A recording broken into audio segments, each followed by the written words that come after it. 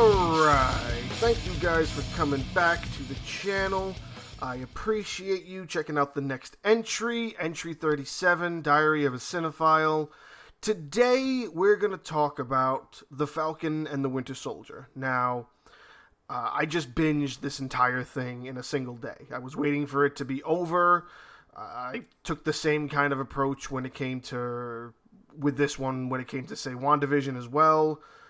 I wasn't sure what to expect out of these shows.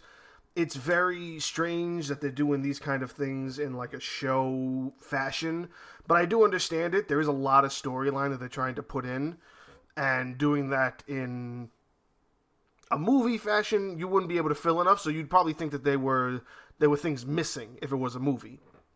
But the thing with WandaVision was that was 9 35-minute episodes, and this was 6 45-minute episodes. Like, they don't really have a solid premise of how they're doing these, which I guess is okay. It doesn't really leave you open for too many things to kind of go awry, like if there's no pattern to follow, in a way. Again, this is only the second show that they've been doing.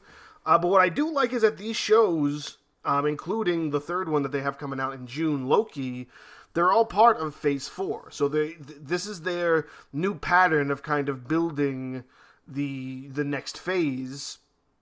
And there's supposed to be a lot involved in this. Not only are these 3 shows involved, but there's also Black Widow's involved. The Shang-Chi movie that's coming out is involved. And I think at least 3 of the things that are meant to be involved in the Phase 4 process of Marvel's universe. Now, I won't talk about what I don't like first. Let's talk about what I do like. What I do like is the fact that they do play those characters very well. They play to their strengths while also highlighting their weaknesses, not to the extent where it overshadows any sort of character arcs.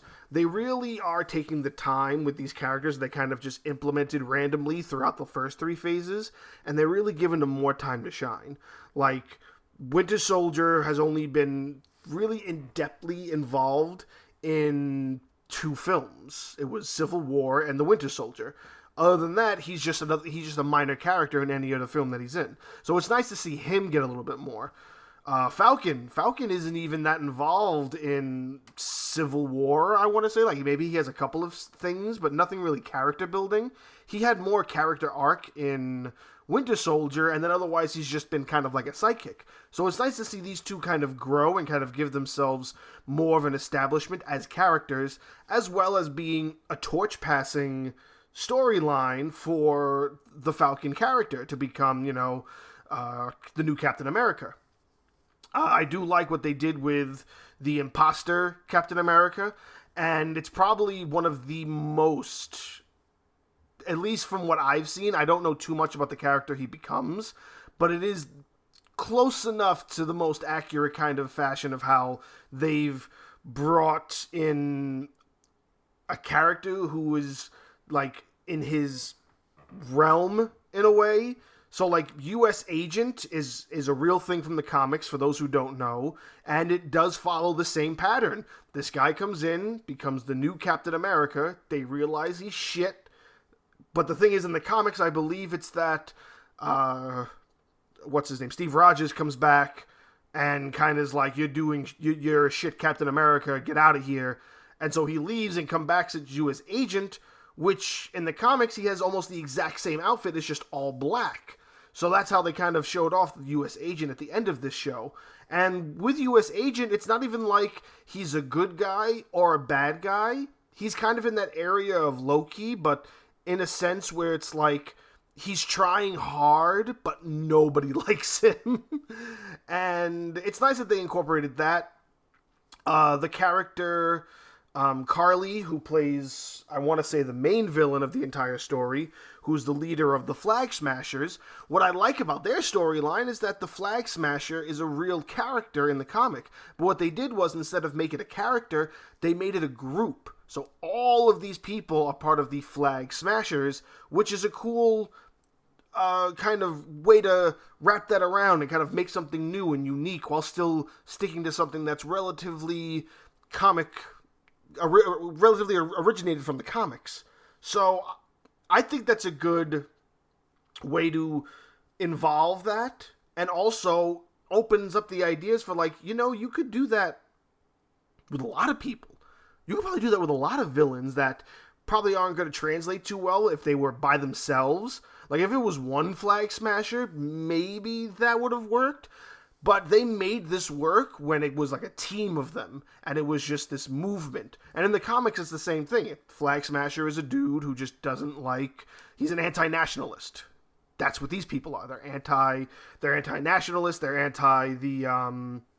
And they made it fit within this realm because they're anti the snap and all these people getting kicked out, and it has a lot to do with immigration and stuff like that. It does play a lot to also today's kind of political realm as well. And I think their storyline was done very, very well. So now here's something I don't like, is the fact that I didn't watch it week by week like everybody else did. I waited for it to be over. I sat down and I watched it all day. I spent the whole day watching it. It only took maybe a little less than 4 hours because, again, there are only 6 episodes, only 45 minutes apiece. So it's like watching the Schneider cut again. That's what it's like. It doesn't take that long. So I'm watching the entire thing, so everything is fresh in my head into each new episode. And I'm going right into the next one. And by the time it got to the ending, I just felt like something was missing. I didn't feel satisfied. And I tried to express it to a friend of mine, and the only thing that he really came up with, well, what did you think was unresolved? And I'm like, I didn't say anything was unresolved. They tied all the ends they needed to. They touched base on just about everything. There's one little spoiler thing that I didn't really like, could have been a little bit better. I'm not going to say that for those who haven't seen it, so I spoiled too much. But one little kind of twist in the last episode, it could have been better. They could have incorporated somebody else for that twist, but you know what they did? I get it. It works. Whatever. But I just feel unsatisfied. I feel like there was something missing. It gave you a lot, but then again, I feel like there was something else that it could have given you, or something else that we were supposed to get that we didn't. And then the buddy I was talking to, he actually was explaining to me that because of everything that's going on in the world, when, Hollywood was hit with, COVID and certain restrictions and everything like that, this show was hit as well, and there was actually a whole nother story arc they were supposed to do, but with all the restrictions that came about around the time they were filming, they couldn't do it. So, technically, there is something that's kind of missing. We'll never know what that was. Unless you can read it somewhere. I didn't bother to go that deep into it. And maybe you have, and maybe you can look into it and see, what are the pieces that they were forced to leave out because of the COVID restrictions. So, when that hit, they had to shut down studios. So what we got was basically everything they had finished, minus whatever they took out to make it make sense for all the stuff that they were going to be missing. And I still felt like there was something missing. I felt unsatisfied. And it has nothing to do really with its story. I think the story was good. I think it was the premise of, like, maybe there was a better way to go about it. Maybe if there were certain choices that were made, or maybe there were certain directorial things done differently, maybe I wouldn't feel like that. I don't feel like there's any sort of conflicts that aren't resolved in a way. I don't think that the story itself doesn't make any sense, like for how the Flag Smashers come about, and Baron Zemo's involvement, and the backstory building of Bucky and Sam and all these characters. Like, it's all done really, really good. It's just missing something. There's something in the story, or there's something in the progression. There's something missing that by the end of it, I'm just sitting there and I was like waiting. And the best way I can describe it is like when you listen to a song and the song is building up to a certain thing. I usually couldn't relate this to, say, like a metal or a hardcore song that leads up to what's called a breakdown. Some people who are really into, EDM music or dancing music, it'll lead up to the when the beat drops. There's a certain thing that happens when it's just leading, and you're sitting there and you're like anxious and you're waiting for it, and then when it finally gets there and it's like, the beat that drops wasn't so good. The breakdown that hits, it's like all that build up and it was nothing. And I just something about that. I was sitting there and I was waiting. I was leaning into the screen. I was on the edge of my seat and I'm just watching. And then I'm just waiting to go by and go by and go by. And I'm waiting for something else to happen.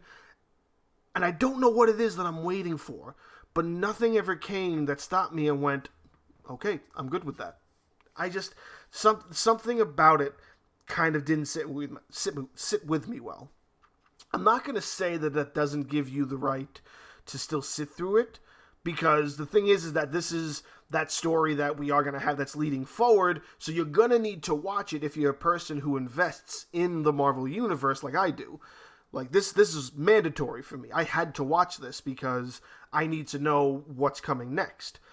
I've read somewhere, and it was very well written, it was either an article or somebody's blog post or something, and it was talking about how nobody in film history has done what Marvel is doing. This universe that they're building up, and now this universe that they're extending into the Disney Plus realm, into television shows, even into the shows that were on Netflix, and all of their shows that are separated between Netflix and Hulu and all of these different shows, they're all connected. They all involve each other in some way, shape, or form. Nothing else has really done that up to this point. To the scope of how large it is already. It's already first 3 phases, 22, 23 films. Then they had these 2 shows. They have 2 more movies planned, another show planned, and then they still have all the rest of Phase 4 and Phase 5. You're talking something that between the amount of TV shows and movies, you're talking something that's gonna be close to 40 different pieces of storytelling material deep between movies and TV shows, not counting episodes, just like the TV show in itself. So WandaVision counts as one, but then you count WandaVision with 23 movies so far and 10 movies to come, but then all these TV shows they have planned. They have She-Hulk planned, they have Moon Knight planned. All of these TV shows they have planned, they're all going to be part of this huge, overtelling story that's all going to be connected. And nothing has ever done that before. And I don't think anything is going to be able to live up to that. Like, they started that before anybody even had an idea that that was something that was possible or would be this lucrative. Like, I don't even remember if they announced that the phase things were a thing until, like, the 5th movie. If I remember correctly, it wasn't until they announced Avengers that they said, okay, that's going to be Phase 1, and now here's what we're going to do. We're introducing all of these. This is what's coming up next. That's going to be Phase 2, and we have all the way planned up to Phase 3. And then we saw all these things they had planned, and we were like, holy shit, that's insane. And this is just another piece of that overall universe that is going to keep growing, and you're going to need to watch it if you're going to understand everything. If you didn't watch Doctor Strange because you don't know that channel, you don't know that character, you're not going to know anything about his arc in Infinity War Endgame. So you have to watch it. You have to watch all these things. The closest that they've come is what they're kind of doing with the Arrowverse, but that's kind of a rocky situation. You know, not too many things connect, only the things that are with the WB. Like, if they connected it with the stuff that was also on DC Universe or any of the films. But the thing with DC is also that they do have this thing where they revolve around 52 different... That's what the New 52 is. There's 52 different Earths and 52 different universes that they all connect with. So maybe the Arrowverse takes place in one. I do know they said that Joaquin Phoenix's The Joker takes place in another one. The Batman with Robert Pattinson is meant to take place on another Earth. So they do kind of exist together, but they're not on the same timeline. So that's how DC's kind of trying to do it or get away with it, I guess. But they're late to the game. Everybody's late to the game at this point. There's no way you could make up 25 films or 25 pieces of storytelling material to even come close to what Marvel's done. So this is worth sitting through just so you are kept up to date with everything that they have going on. And maybe what's missing is that I'm expecting more because there is so much more to come. and it's just kind of ended, and it's like, okay, now I have to wait for whatever the next thing is. And what's nice is that there's more things coming out in shorter periods of time. There's more. We just had WandaVision back in December and January, or November and December. I forget which ones it was premiering for. Then we have Winter Soldier, which was just all of last month, basically. And then we have in June, we're going to have Loki. And then I think in July, we have Black Widow. And then there's a lot more in this one year than there's been in any year prior, if I understand the timeline correctly. I don't know how long Phase 4 is going to last. I can't remember off the top of my head how many things are involved in Phase 4. But what I do know is they're taking what they already have and building on it and still expanding this universe at the same time. Like, who would have thought that you would get origin stories for characters that have already been introduced? WandaVision was basically an origin story for what her next step in the Marvel Universe is. She was a side character before this. You know, she's involved in, I think, 7 films. This is her first time that she shines as a separate character. And that's the same that goes for Sam Wilson and Bucky Barnes. They're finally shining as individualized characters, and that's what this show has given them. So that's what I feel like they're going to try to do with Loki, while also incorporating time travel, I think, is the Loki overall story arc. I can't remember off the top of my head, and I don't want to ruin too much and say things inaccurately, but we're all going to find out in June what Loki's all about, and this is definitely another piece of the story that's well worth sitting through, and it also still opens up that idea to make sure that people understand that this works. So maybe we're going to get more things that are show-orientated, that can be streamed over movies. I don't know. Maybe they see that as useful, maybe they won't. I still hope they make movies. I mean, of course they're going to make movies. I still hope they make more of these. So you have this storytelling pattern of being able to not be restricted to a 2-hour film, where you have to get an extended cut to see what they involved everything. You can involve everything in a show. You can involve all pieces of the story arc in the show. And they've showed that with WandaVision being 9 at 30 minutes apiece, and then Falcon and Winter Soldier being 6 episodes at 45 minutes apiece, there's ways for you to work around making sure you get the story told while still involving all the stuff you want to involve. Maybe they'll leave the shorter ones for films and do the longer ones for shows. I don't know. But what I do know is that I don't think these things are meant to lead into sequels. At least I don't think they are, and I hope they're not, because that just doesn't make any sense. I don't see a Captain and the Winter Soldier sequel making a lot of sense, unless it's meant to be the sequel that, like, they'll do this like they did Captain America movies. But then again, I did hear that they're trying to do a Captain America 4. So are they going to do shows that only do certain things with the same characters that they do in the films?